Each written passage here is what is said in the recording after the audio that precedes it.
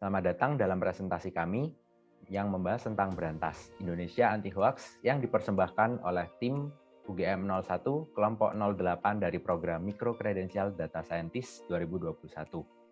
Di sini kami akan membahas tentang Berantas. Sebelum itu, izinkan kami untuk memperkenalkan diri terlebih dahulu. Anggota dari UGM 1 dari kelompok 8 terdiri dari 4 orang, yaitu yang pertama adalah saya sendiri, Ivan Budianto, Riki Indra Gunawan, Setiawan Putra Sujana, dan yang terakhir ada Tiara Lutfi. Untuk daftar isi berisi apa saja yang akan kami jelaskan pada presentasi berikut ini. Terdapat 4 poin utama. Yang pertama adalah Berantas itu sendiri, yaitu tentang Berantas serta latar belakang yang akan kami ceritakan mengapa kami membuat Berantas. Yang kedua ada research dan tool yang akan kami gunakan dalam proses pembuatan Berantas itu sendiri. Major requirements, libraries, research. Yang ketiga adalah proses modeling, yaitu building model, yaitu proses membuat model, lalu evaluasi, dan yang terakhir adalah proses deployment dan demo dari hasil yang telah kami buat berupa website Berantas. Pertama-tama saya akan menjelaskan mengenai latar belakang. Perlu diketahui terlebih dahulu pengertian tentang hoax. Hoax adalah istilah yang menggambarkan suatu berita bohong, fitnah, ataupun suatu aktivitas menipu. Hoax juga dapat diartikan sebagai informasi sesat dan berbahaya karena menyesatkan persepsi manusia dengan menyampaikan informasi palsu sebagai kebenaran. Menurut Oxford English Dictionary, hoax didefinisikan sebagai malicious deception atau kebohongan yang dibuat dengan tujuan jahat. Kemudian bahaya berita hoax adalah konten berita hoax biasanya berisi hal negatif yang bersifat hasut dan fitnah.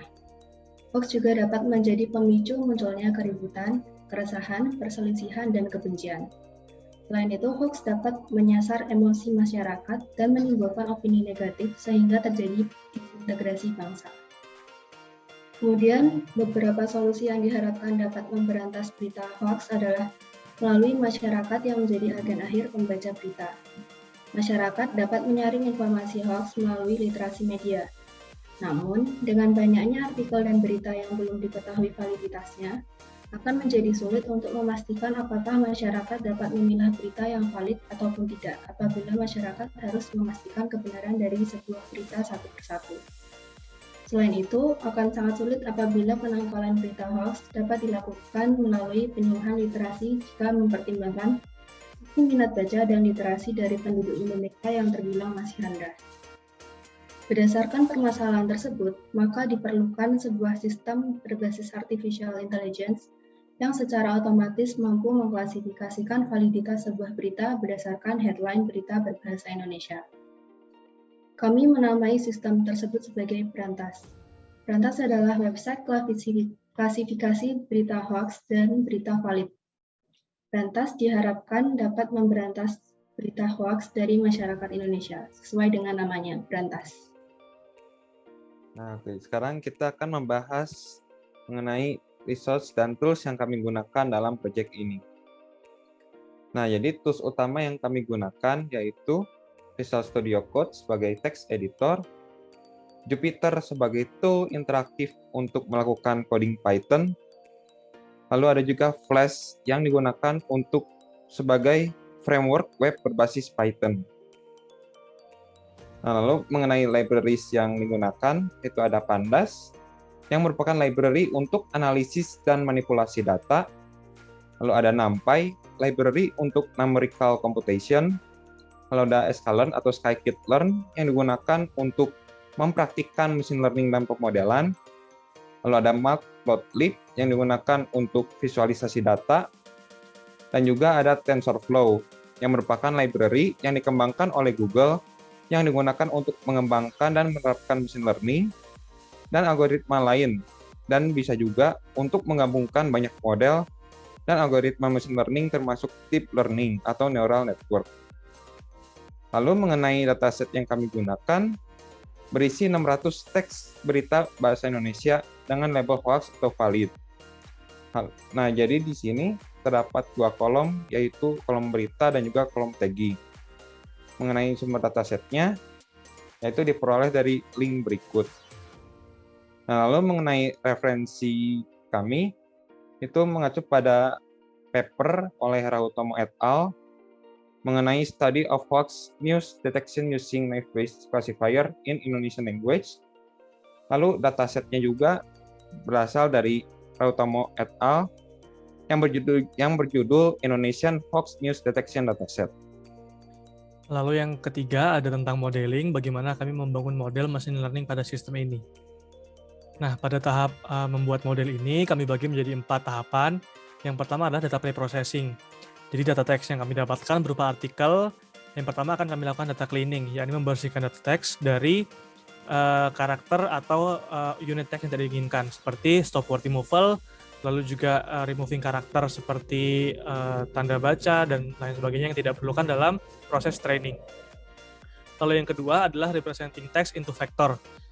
Untuk agar data teks dapat dilakukan klasifikasi, maka teks perlu direpresentasikan dalam bentuk vektor, dalam bentuk vektor, dan kami menggunakan library tokenizer untuk mengubah data teks menjadi sequence of integer. Lalu tahap kedua adalah pembangunan model. Kami menggunakan library Keras dari TensorFlow yang terdiri dari beberapa layer. Yang pertama adalah layer embedding, yang kedua adalah layer global average pooling one dimension, yang ketiga adalah layer dense dengan activation function ReLU, lalu yang keempat adalah layer dense dengan activation function sigmoid. Tahap ketiga adalah proses training. Kami melakukan training untuk model ini sebanyak 150 epoch dengan learning rate 0,001. Lalu yang terakhir, model kami dievaluasi menggunakan 2 metrik utama, yakni metrik akurasi dan metrik loss.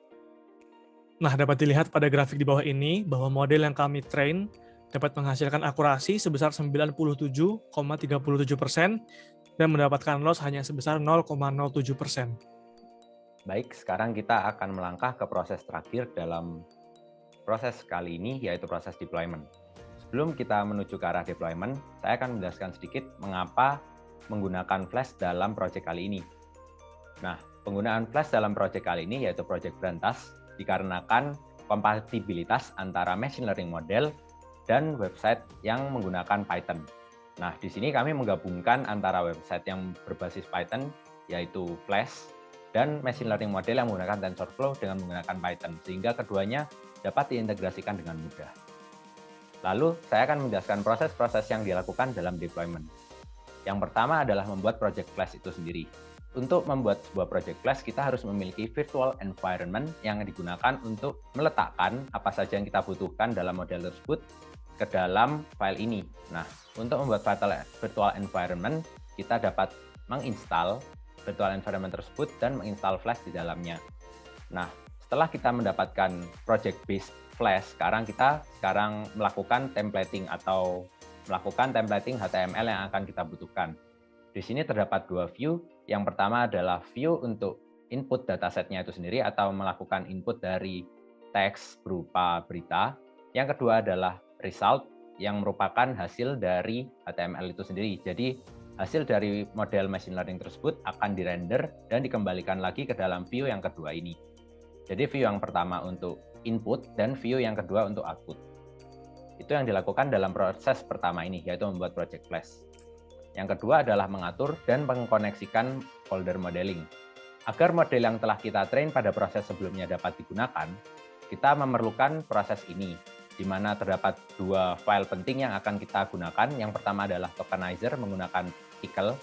Nah, pickle ini digunakan untuk mengambil tokenizer yang telah kita latih pada data latih sebelumnya, sehingga data tersebut dapat kita gunakan untuk melakukan tokenizing.